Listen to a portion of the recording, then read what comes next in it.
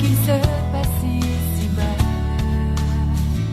Je marcherai sur ce chemin frayé dans le secret de ta bonté. Je me nourris émerveillé.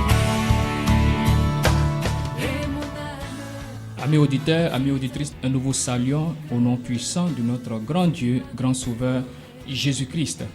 Chers disciples du Seigneur Jésus-Christ, nous sommes à l'heure de rencontre du Seigneur Jésus-Christ et nous rappelons que l'heure de rencontre est un temps d'enseignement, un temps de réveil spirituel. Chers disciples, nous sommes aujourd'hui à la 4e partie de notre thème qui est le retour à la parole de Dieu. Nous sommes aujourd'hui à la 4e partie. Et chers disciples du Seigneur Jésus-Christ, la 3e partie qui était la séance passée, nous avions énuméré un certain nombre de points tels que Satan a toujours utilisé le fer et l'agile, c'est-à-dire le pouvoir temporel et le pouvoir religieux pour atteindre son but. Nous avions aussi dit que le fer et l'agile, c'est un tandem qui va faire souffrir le monde très bientôt. Nous avons aussi dit que la statue de Nebuchadnezzar n'est rien d'autre que la grande Babylone des temps de la fin.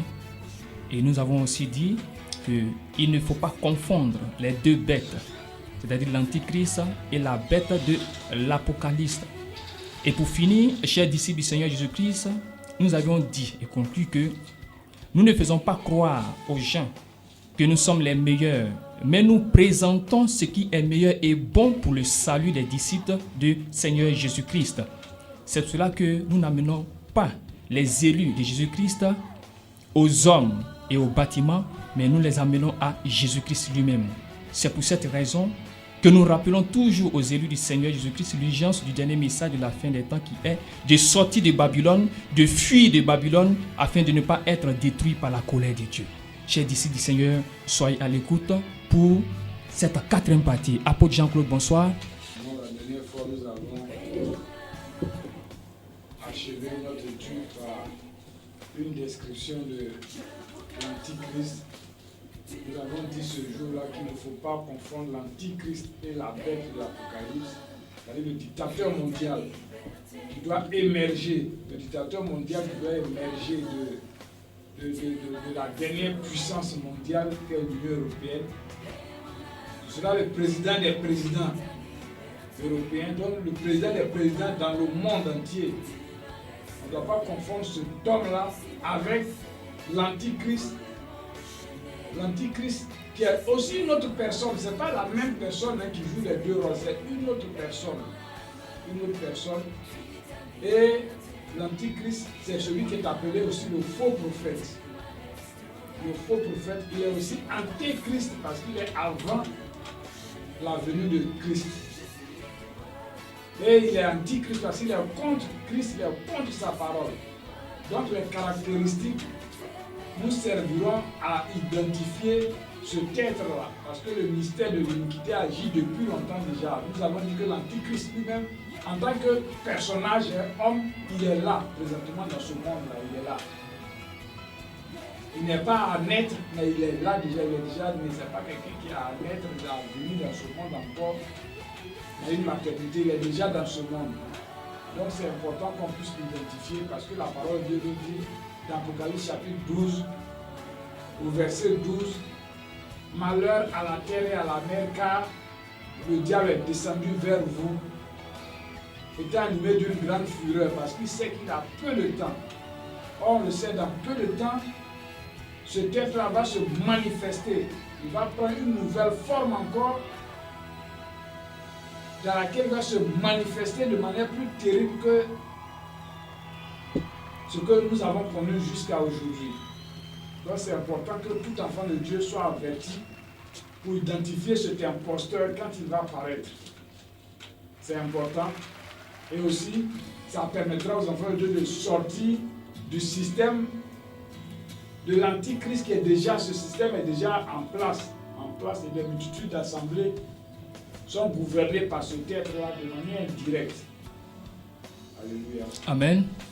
Et chers disciples du Seigneur, le premier point de ces caractéristiques, le premier point, c'est que l'Antichrist n'est pas un dirigeant politique, mais un dirigeant religieux à la tête d'une fausse et grande église.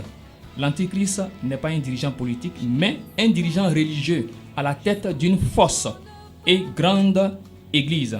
Apocalypse 17, versets 1 à 6. Et l'un des 7 anges qui avaient les 7 coupes vint et me parla disant, viens ici, je te montrerai la sentence de la grande prostituée qui est assise sur plusieurs eaux, avec laquelle les rois de la terre ont commis fornication, et ceux qui habitent sur la terre ont été enivrés du vin de sa fornication. Et il m'emporta en esprit dans un désert, et je vis une femme assise sur une bête écarlate, pleine de noms de blasphème, ayant 7 têtes et 10 cornes. Et la femme était vêtue de pourpre et d'écarlate, et parée d'or et de pierres précieuses et de perles, ayant dans sa main une coupe d'or pleine d'abominations et les impuretés de sa fornication. Et il y avait sur son front un nom écrit, Mystère, Babylone la grande, la mère des prostituées et des abominations de la terre. Et je vis la femme enivrée du sang des saints et du sang des témoins de Jésus. Et en la voyant, je fus saisi d'un grand étonnement. Apôtre Jean-Claude, voici le test d'appui concernant le premier point que nous venons d'énumérer. Apôtre Jean-Claude. On le voit, l'Antichrist est décrit là dans ce passage. On va commencer sa description. On voit que ce n'est pas quelqu'un qui est en fait un chef militaire ou un politicien. Mais c'est un homme religieux. Il est un homme religieux à la tête donc d'une église prostituée. C'est ce que la parole de Dieu nous dit. Une église prostituée. Une église influencée, n'est-ce pas, par le monde. C'est une église en fait qui est corrompue. Qui est corrompue par les influences païennes. Vous savez, tout ce qui est dans le monde, tous les faux cultes, les cultes démoniaques se retrouvent dans cette institution-là. C'est la parole de Dieu qui le dit. Vous voyez. Et ce soir, nous allons véritablement entrer dans certaines considérations qui peuvent paraître choquantes pour l'auditeur qui n'a aucune révélation de la parole de Dieu à ce sujet. Mais nous demandons toujours, comme d'habitude, on demande à nos auditeurs de faire des recherches. N'oubliez pas que la parole de Dieu nous dit que dans les temps de la fin, la connaissance va augmenter. Nous vous parlons avec des preuves à l'appui. Vous voyez, vous pouvez faire vous-même vos recherches et vous allez voir si ce que nous disons c'est vrai ou c'est faux. La première recherche d'abord, c'est que tous nos auditeurs qui utilisent la Bible de Jérusalem, tous ceux qui utilisent la Bible de Jérusalem, qui est une Bible catholique, la Bible officielle de l'Église catholique, c'est la Bible de Jérusalem. Regardez au chapitre 17. Au chapitre 17, ces versets que nous avons lus, vous allez voir des notes en bas. C'est-à-dire sur la page de ce chapitre 17, vous allez voir des notes. Et vous allez voir si la ville en question décrite dans la parole de Dieu, si dans la Bible catholique, ce n'est pas mis Rome. Vous allez voir ça là. Vous allez voir si nous sommes en train de nous insurger contre une église, contre une dénomination, ou bien nous parlons selon la parole de Dieu. Et soit dit en passant, dans cette même Bible de Jérusalem, regardez aussi en bas de notes du chapitre 28 du livre de Matthieu, versets 18 à 20, quand Jésus-Christ a dit « Allez, faites de toutes les nations des disciples, les baptiser au nom du Père, du Fils et du Saint-Esprit. » Regardez vous-même ce que la Bible catholique Jérusalem dit, la note qui est en dessous. Lisez cela, vous-même vous allez comprendre que tout ce que nous disons est juste et peut être vérifié. C'est un temps où la connaissance augmente. C'est un temps où on ne peut tromper personne. Si la Bible catholique elle-même met en note de page que la grande ville décrite dans Apocalypse 17, c'est Rome, pourquoi est-ce que les gens veulent qu'on dise le contraire? Alléluia. Amen. C'est cela. C'est cela la parole de Dieu. Il faut que les choses soient claires. Donc la parole de Dieu nous parle d'une femme. La femme, on l'a dit, une femme, c'est en allusion à une église. Et on sait où l'église en question est située. Vous voyez? On sait où l'église en question est située. Donc il faut que, en ces temps qui sont ceux de la fin, quand on donne des enseignements, on les donne avec précision. Des choses qui peuvent être vérifiées. C'est cela l'enseignement. C'est pour cela que ce n'est pas tout le monde qui enseigne. Il faut enseigner avec justice et justesse aussi. Ça veut dire des choses justes, des choses vraies qui peuvent se vérifier. Un enseignant, c'est quelqu'un qui fait des recherches. Vous voyez? On le voit même dans le milieu académique. Un instituteur qui est considéré comme un analphabète, qui ne fait pas de recherche et tout ça, bon, je ne sais pas ce qu'il peut apprendre à ses élèves. Non, il faut qu'il apprenne. Il apprenne qu'il s'agit de l'histoire. Il faut qu'il ait lu. Il ait lu l'histoire avec des preuves. Il y a des livres d'histoire et tout. Il ait lu ces choses-là qu'il dit maintenant à ses élèves. C'est comme cela. Donc il faut que ce soit des choses qui sont vérifiables. Et c'est des choses que nous disons, vous pouvez vérifier en ce jour même, vous pouvez le vérifier. Alléluia. Amen. Donc c'est cela. La bête est décrétée là-bas. La seconde bête, donc l'antichrist, est là.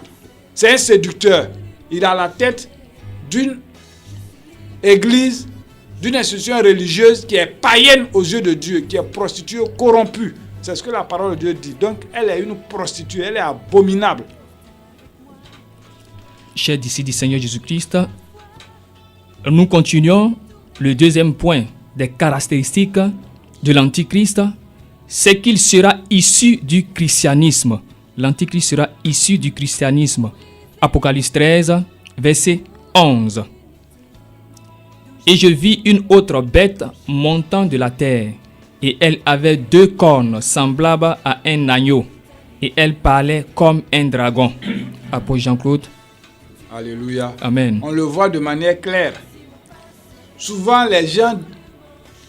les chrétiens veulent parler comme les païens.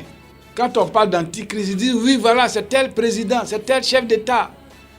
Mais la parole de Dieu dit qu'il s'agit d'un homme qui va se réclamer du christianisme.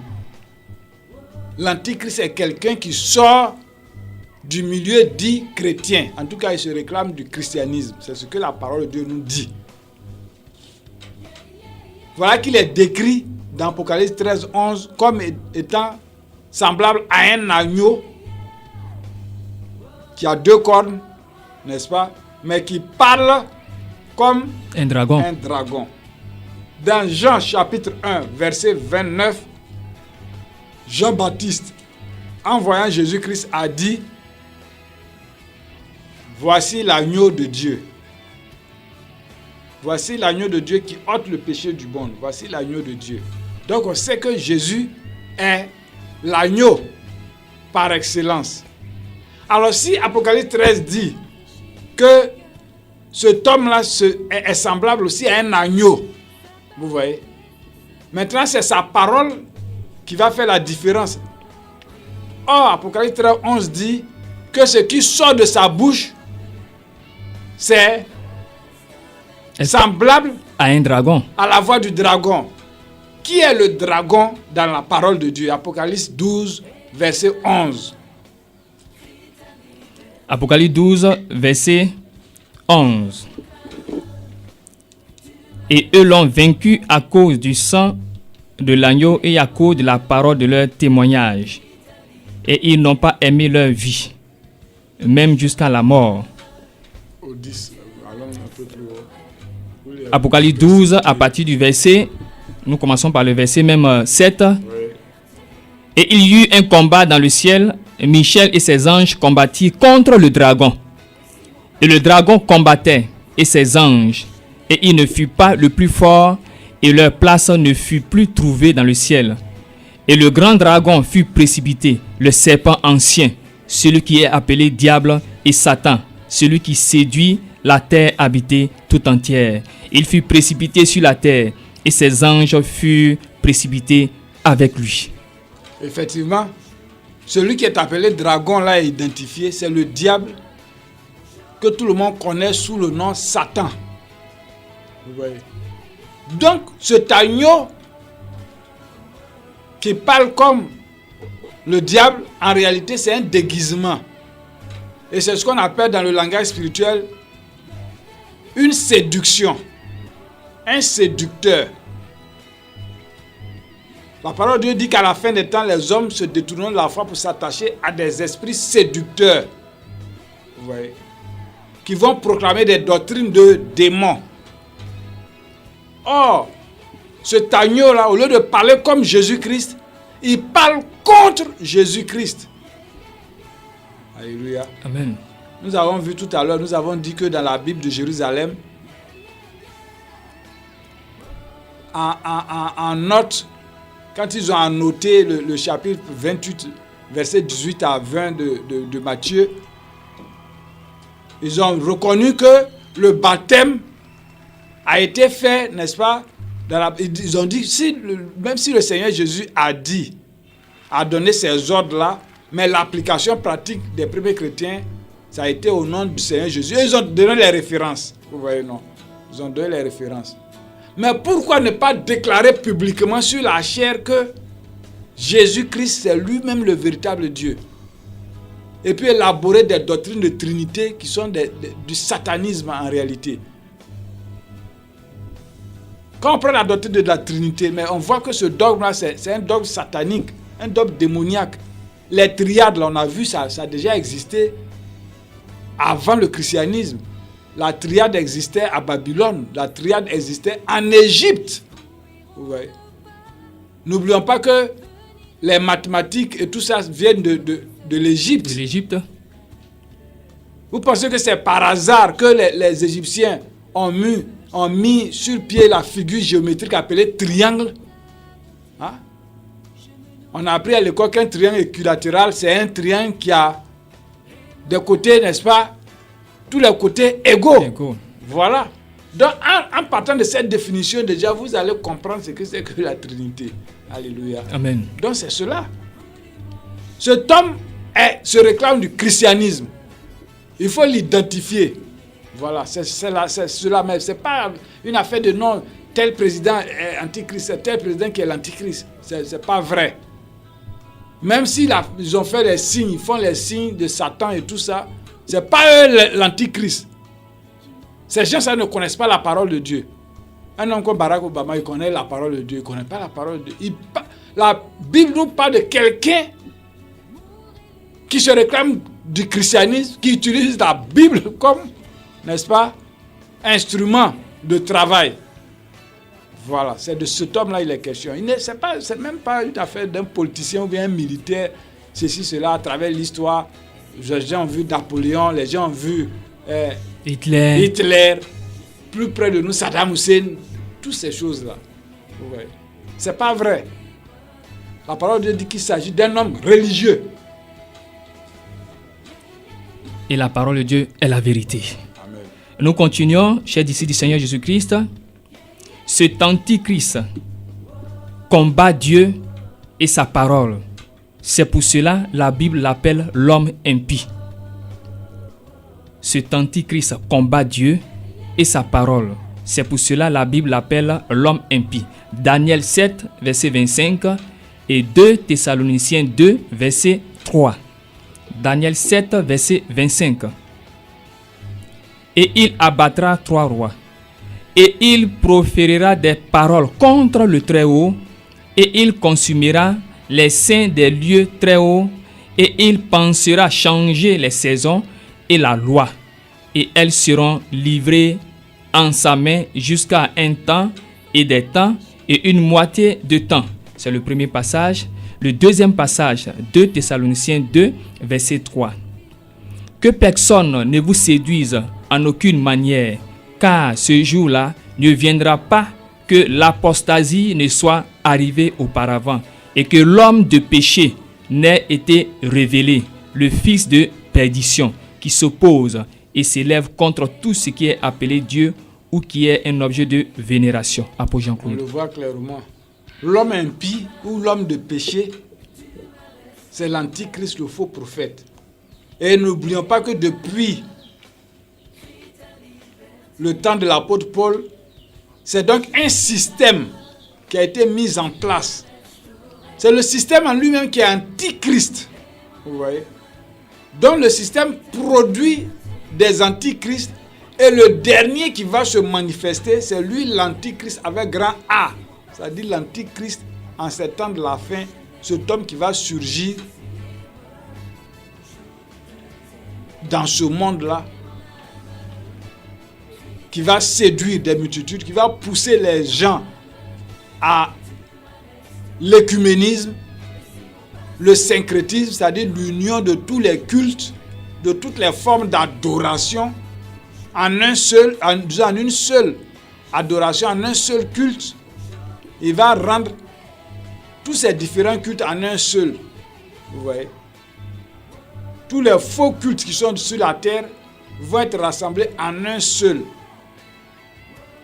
On l'a vu, celui-là même qui va lui donner cette force, cette couverture, c'est celui-là qui est appelé la bête de l'Apocalypse, qui est le dictateur mondial qui va venir, qui va utiliser le système politique et économique, militaire aussi, n'est-ce pas, pour appuyer la fausseté de cet être impie.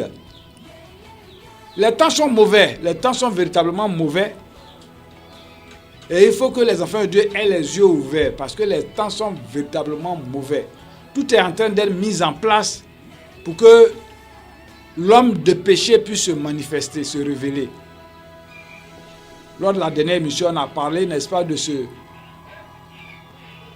cette vidéo sur laquelle les pasteurs et autres représentants des églises dénominationnelles, protestantes évangéliques, faisaient, n'est-ce pas, allégeance au Vatican, ils faisaient allégeance à Benoît XVI qui était en fonction à l'époque.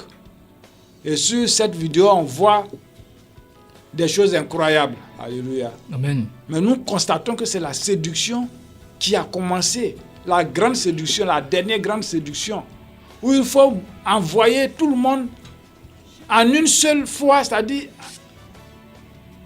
en un écuménisme qui est véritablement satanique, démoniaque, vous voyez. Et c'est le syncrétisme religieux.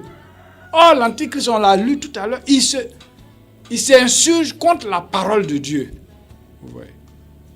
Et on ne sait pas quel pouvoir, puisqu'il a dit que c'est par le pouvoir du dragon. Donc c'est par le pouvoir du dragon. Il réussit à imposer, lui, ses dogmes, ses doctrines au monde entier. Sans que personne n'en s'émeuve. Vous voyez, les gens prennent cela. Quelqu'un vient, il fonde une assemblée. Il dit que son Dieu est trinitaire. Vous voyez. Il croit déjà à la Trinité. Il ne sait même pas d'où c'est venu. Il croit, son assemblée née en 2015. Bon, il croit à la Trinité. Il ne se donne même pas la peine de chercher d'où vient le don de la Trinité. Qui a été le premier à émettre ce dogme? Non, il ne fait pas ces recherches-là. Il se dit, bon, je suis venu trouver les choses comme ça, donc c'est comme cela. Non. La parole de Dieu nous a averti que des choses seraient de cette manière. Donc, aux enfants de Dieu, c'est aux enfants de Dieu de refuser, n'est-ce pas, le faux, pour s'attacher à la vérité. Alléluia. Amen. Donc ça, c'est une des caractéristiques de cet homme impie. Il s'insurge contre la parole de Dieu, s'oppose à la parole de Dieu. S'oppose à la parole de Dieu. Et il établit lui-même sa propre parole qui devient en réalité Dieu, parce qu'il impose sa parole au monde entier, donc sa parole devient la voix de Dieu. Pas le véritable Dieu, mais la voix de Dieu, le Dieu qui est caché en cet homme-là, on l'a vu, c'est le dragon. Et encore, l'une de ses caractéristiques est que l'Antichrist est le persécuteur des véritables enfants de Dieu. L'Antichrist est le persécuteur des véritables enfants de Dieu. Apocalypse 12, versets 13 à 14. C'est pourquoi réjouissez-vous, cieux, et vous qui y habitez. Malheur à la terre et à la mer, car le diable est descendu vers vous, étant en grande fureur, sachant qu'il a peu de temps. Et quand le dragon vit qu'il avait été précipité sur la terre, il persécuta la femme qui avait enfanté le fils mâle. Apôtre Jean-Claude. Voilà, c'est ça, c'est sa tactique. Persécuter les véritables enfants de Dieu. Ceux-là qui s'intéressent à la parole de Dieu, l'Antichrist pousse les démons à attaquer ces gens-là. Et c'est ce qui s'est passé durant toute l'histoire du christianisme. À travers l'histoire du christianisme, tous ceux-là qui ont, n'est-ce pas, pris pour appui la parole de Dieu véritablement, ont été persécutés. Que ce soit dès les premiers siècles de l'Église, quand l'Église est déportée dans l'Empire romain, on a vu comment l'Église a été, la véritable Église a été persécutée. L'histoire nous dit comment les arènes de Rome, dans les arènes de Rome, les premiers chrétiens étaient jetés, n'est-ce pas, en pâture aux lions. Ouais, aux lions qui les dévoraient de manière publique. C'était un spectacle que les gens allaient voir. Ouais. Quand il y a eu l'alliance du fer avec l'argile, c'est ce qui s'est passé. Ouais. À travers l'histoire, quand on prend par exemple les inquisitions, les différentes inquisitions, les croisades, toutes les croisades là, ça a été quoi? Contre les véritables chrétiens. Ceux qui refusaient la religion véritablement établie dans l'Empire, la religion décrétée, c'est ceux-là qui ont été persécutés. On se souvient dans l'histoire du massacre de la Saint-Barthélemy, où ce jour-là, près de 68 millions de protestants ont été massacrés. Ouais. Les femmes ont été enterrées vivantes. On leur demandait de renier le Seigneur Jésus et de professer que les statues et autres sauvent, ce que les gens refusaient à l'époque. On les a persécutés. À travers l'histoire, c'est comme cela. Ça a été l'une des grandes persécutions. Les plus abominables. Les plus abominables. Quand on parle de l'Inquisition, les croisades, ça vient d'où? Les croisades. Ouais. C'était des choses terribles. Où on tuait à cause la véritable parole de Dieu. De la véritable parole de Dieu. Parce que la parole de Dieu était combattue. Mais ça, la parole de Dieu dit que ce n'est rien en comparaison avec ce qui arrive. Ce qui arrive. Ce qui arrive sera véritablement abominable. Comme le dirait quelqu'un, abominablement abominable. Oui. Parce que là, aujourd'hui, on est à l'heure de l'Internet, n'est-ce pas? À l'heure de la technologie numérique, où les gens auront du mal à se cacher. On pourra les repérer. Avant, les gens partaient se cacher dans les grottes et tout ça, et puis ils priaient. N'est-ce pas? Ils cassaient les montagnes, ils entraient et puis ils priaient là-bas. Mais maintenant, à l'heure du numérique, la parole de Dieu dit que ce sera véritablement grave. Ce sera quelque chose de terrible. Alléluia. Amen. Donc les enfants de Dieu doivent être persévérants. Doivent être persévérants. Vous verrez qu'à la suite des versets qu'on a lus, Apocalypse 12, 13, 14, on voit ensuite que les ailes du grand aigle furent données, n'est-ce pas, aux enfants de Dieu persécutés, de fuir et puis d'être à l'abri de la persécution. Donc c'est cela. Il faut que les enfants de Dieu soient persévérants. La parole de Dieu nous dit que tous ceux-là qui veulent vivre pieusement en Jésus-Christ seront persécutés.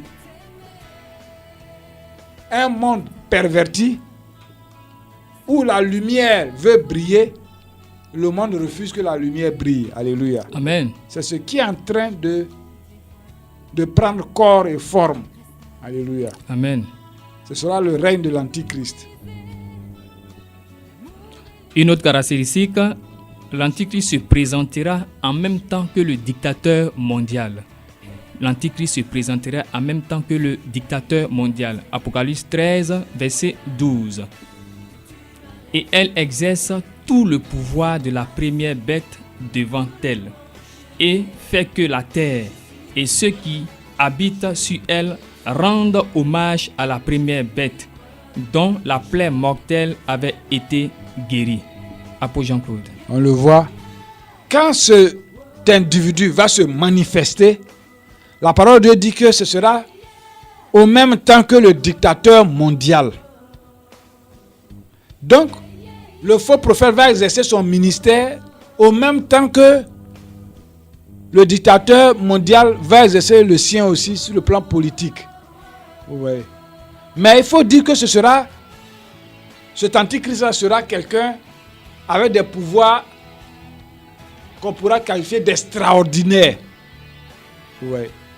La Bible nous dit qu'il fera même paraître, fera descendre le feu du ciel à la vue des hommes. Or, quand on regarde dans la Bible, on voit que c'est au temps d'Élie, le prophète Élie, qu'il y a eu une telle manifestation. Vous voyez? Où le feu est descendu du ciel. C'était au temps d'Élie. Donc imaginez-vous les pouvoirs séducteurs sataniques que cet homme-là aura. C'est-à-dire que le diable va entièrement le posséder. Vous voyez? Et c'est le diable qui va agir par cet homme-là.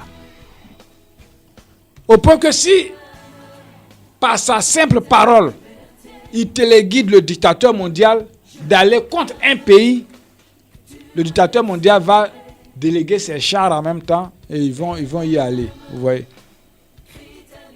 Donc ce sera quelque chose de terrible. Le diable serait pleinement en lui. Il sera pleinement en lui, c'est-à-dire qu'il ne va plus se cacher. Vous voyez? Et beaucoup seront surpris, beaucoup de personnes seront surprises dans ce monde, diront, ah mais pourquoi est-ce que nous on pensait que, mais c'est... Vous voyez, mais la Bible dit que ce sera déjà trop tard. Vous voyez?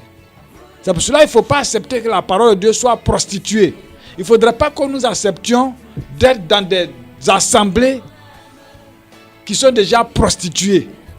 C'est-à-dire qui ont abandonné la parole de Dieu et qui suivent des démons en réalité.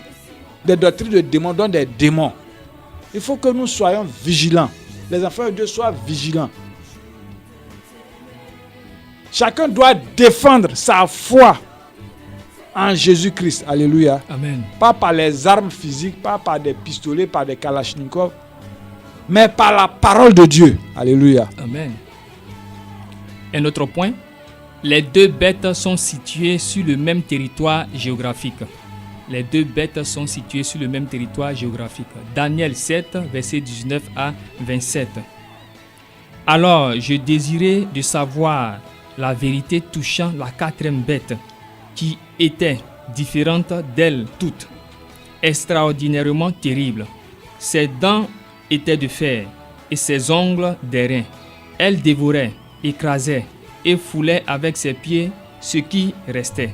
Et touchant les 10 cornes qui étaient sur sa tête, et touchant l'autre qui montait, et devant laquelle 3 étaient tombés, 7 cornes qui avaient des yeux et une bouche proférant de grandes choses, et dont l'aspect était plus grand que celui des autres. Je regardais, et cette corne fit la guerre contre les saints, et prévalut contre eux, jusqu'à ce que l'ancien des jours vint, et que le jugement fut donné aux saints des lieux très hauts, et que le temps arriva où les saints possédèrent le royaume.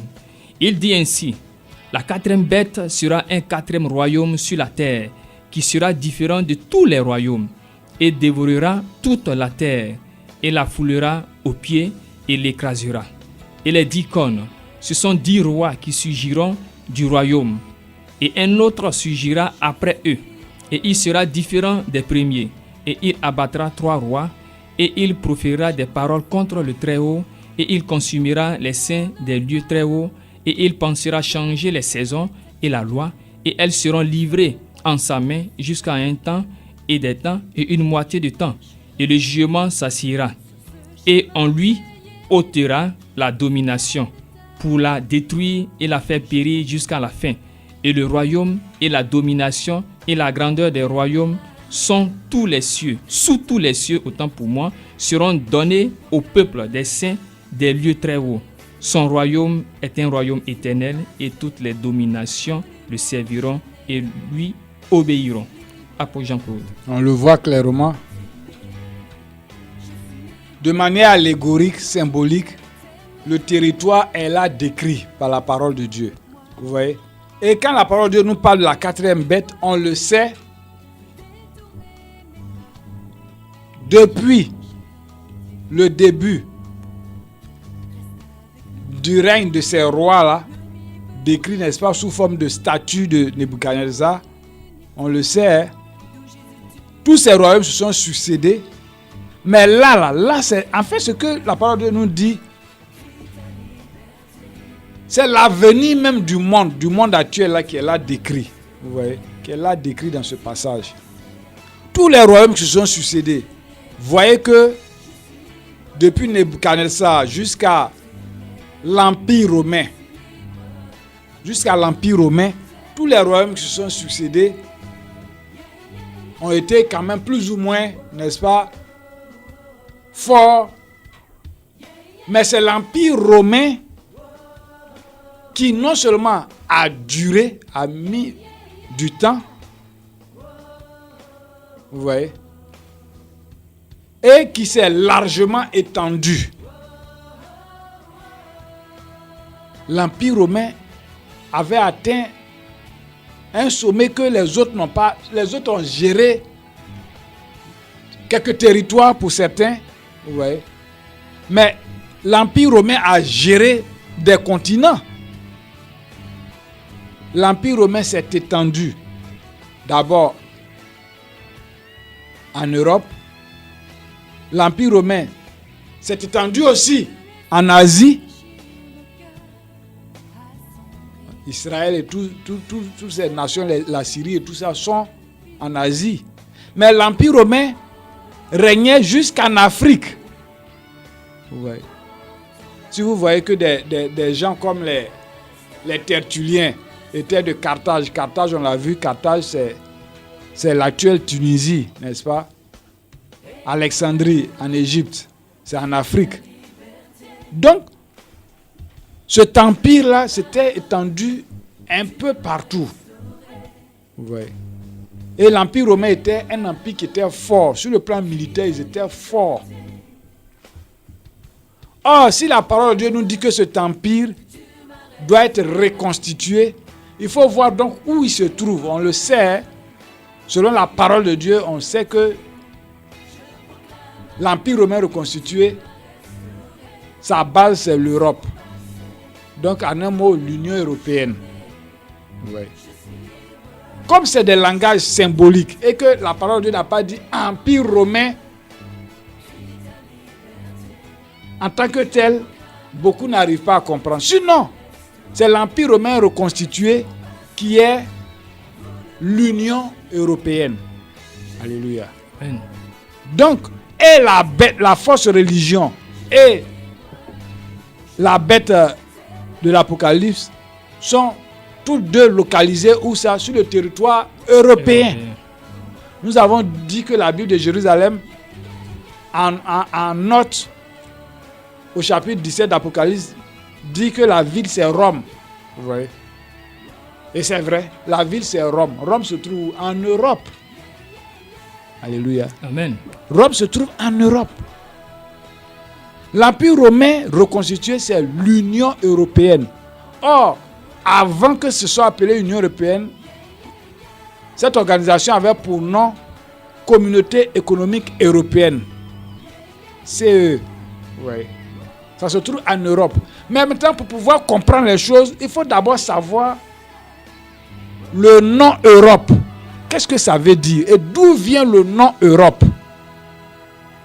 En ce moment, on pourra comprendre beaucoup de choses. On saura que la parole de Dieu est ce qu'elle est, c'est-à-dire la vérité. La vérité. Alléluia. Amen. Tout d'abord, on va prendre l'Europe. Le nom Europe. Europe, c'était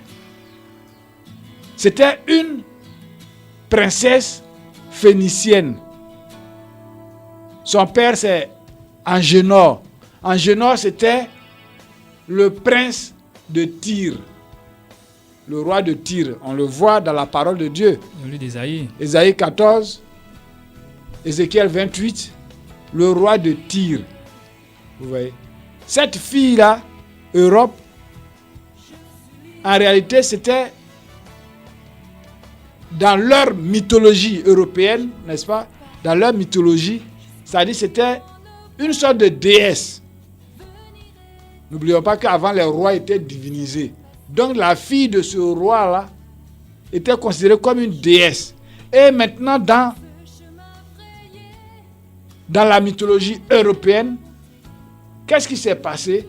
Cette fille du nom d'Europe, n'est-ce pas, était allée quelque part un beau matin avec ses compagnes. Elles sont allées se promener, n'est-ce pas, au bord de la mer. Et au bord de la mer, voilà que Zeus, qui est aussi Jupiter chez les Romains, n'est-ce pas, Zeus chez les Grecs, Jupiter chez les Romains, c'est-à-dire le père des dieux, bon, disons des démons. Hein. Mais quand on va parler de l'histoire, vous allez comprendre qu'en réalité, c'est Satan. C'est pour ça que la parole de Dieu nous parle du dragon. Ce Zeus-là, quand il a vu Europe, il a vu qu'elle était une très belle fille. Vous voyez? Il a vu qu'elle était très belle. Donc, il est tombé amoureux subitement de cette jeune fille. Et qu'est-ce qu'il va faire pour la conquérir? Zeus s'est transformé en taureau. Sur le champ, là, il s'est transformé en taureau. Et s'étant transformé en taureau, sur sa tête, les cornes là étaient en croissant lunaire. C'est-à-dire croissant de lune. Vous voyez. Or, n'oublions pas que en Égypte, il y avait le taureau Apis qui était, n'est-ce pas, une divinité là-bas, qui avait un croissant lunaire au milieu de la tête. Vous voyez. Il y avait un croissant lunaire au milieu de la tête. Vous voyez d'où vient le culte solaire, hein, que les gens célèbrent jusqu'à aujourd'hui. Donc, ce Zeus-là s'est transformé en taureau. Quand il s'est transformé en taureau, et avec les cornes, n'est-ce pas, en croissant lunaire, la jeune fille, elle a une curiosité. Elle a commencé à être séduite. Et le taureau est venu se coucher juste à côté d'elle. Et en tant que jeune fille, on le dirait chez nous ici, une jeune fille, qu'est-ce qu'elle a fait? Elle a commencé à caresser le taureau. Elle voit qu'il est joli. Il est bien joli. Au moment où elle caressait le taureau, subitement le taureau s'est relevé. Avec force, puisqu'elle était déjà sur le taureau. Et il est allé avec elle. Ça, il a commencé à traverser l'eau. Vous regardez un taureau qui traverse l'eau. Il a commencé à voguer sur l'eau comme un bateau. Et maintenant, elle a commencé à découvrir des territoires. Et ces territoires-là, c'est tout ça qui forme l'Europe aujourd'hui. Vous voyez. Et finalement, les habitants de ces territoires, qu'elle s'est appropriée, parce qu'en temps, quand le taureau est allé avec elle, le taureau a eu des rapports avec elle. Ils ont eu 3 enfants. Et chacun des enfants a fondé, n'est-ce pas, un royaume sur ce territoire-là. La Grèce, la Crète et tous ces territoires qui sont en Europe. Vous voyez. Et finalement, tout le territoire en question qu'elle avait découvert a été baptisé du nom de la jeune fille, c'est-à-dire Europe. Donc voilà l'origine de ce nom-là. Donc quand la parole de Dieu dit que la femme est assise sur une bête là, vous pensez que la parole de Dieu ne savait pas ces choses-là? L'apôtre Jean qui a écrit cela, Dieu lui a révélé ces choses-là. Il connaissait ça, il connaissait cela. Vous voyez? Et c'est pour cela ce soir nous disons que nous allons démasquer cette bête-là. Vous voyez? Et finalement ce nom-là, Europe, c'est devenu le nom d'un continent. Mais voilà l'origine du nom Europe. Vous voyez? Et si les auditeurs veulent faire plus de recherches, qu'ils voient aujourd'hui devant le Parlement européen, qu'ils voient devant le Parlement européen la statue qui est là. Ils verront si ce n'est pas une jeune fille assise sur un taureau. Alléluia. Amen. Ils verront si ce n'est pas cela. C'est l'emblème qui est là. C'est-à-dire que les Européens eux-mêmes là sont conscients de ce qu'ils font. Ils sont conscients de ce qu'ils font. La parole de Dieu les démasque. Parce qu'on le voit, même le Parlement européen à Bruxelles, le Parlement européen, sa construction là, la construction du Parlement, la tour même de l'Union européenne actuelle, le Parlement européen, leur tour, la tour là, c'est-à-dire l'étage, L'architecture même. l'architecture, n'est-ce pas? Regardez, voyez si ce n'est pas la tour de Babel antique. Et eux-mêmes, ils ne cachent pas ça, ils ne cachent pas cela, vous voyez. Les symboles même de l'Union européenne démasquent et l'Antichrist, et le diable, et le dictateur mondial. Vous voyez. Donc c'est en Europe, l'Antichrist et le dictateur mondial se trouvent. Vous voyez. Tous ceux-là qui étudient la parole de Dieu savent que l'Union européenne, c'est l'Empire romain reconstitué. L'Empire romain était unifié par quoi? Par l'Église catholique romaine. Alléluia. Amen. Mais c'est la même chose pour tous les symboles de l'Union européenne.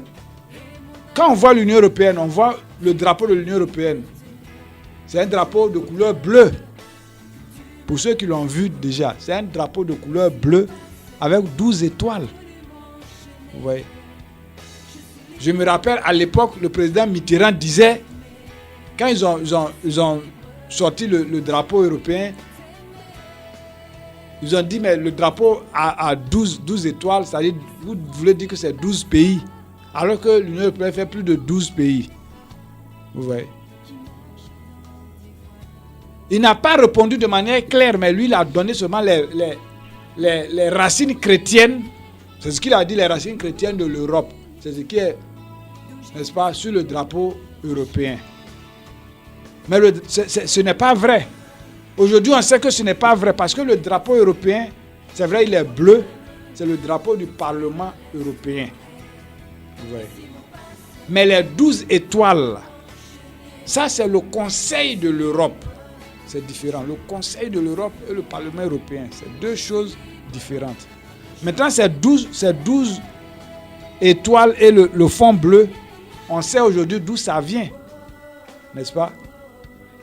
Si vous allez sur le net, si vous cliquez drapeau européen, vous allez voir qui a mis sur pied le drapeau européen.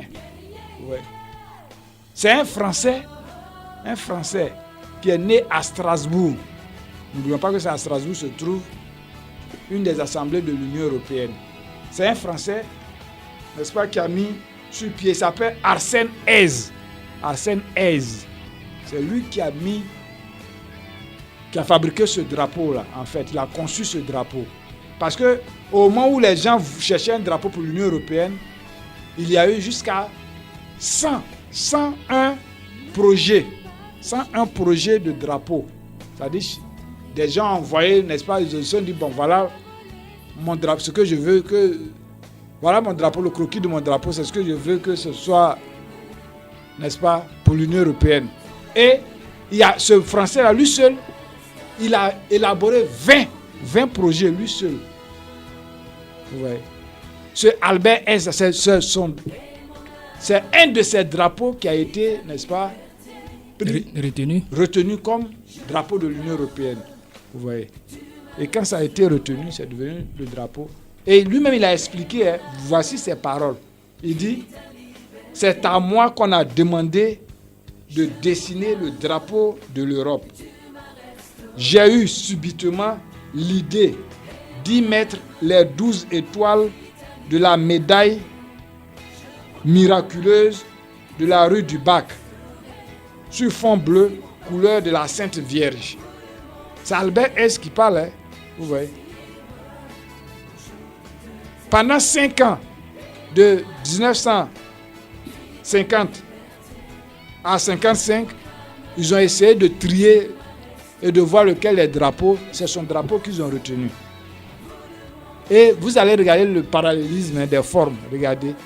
Quand ils ont retenu ce drapeau-là, en fait, la rue du Bac dont il parle, là, c'est à Paris,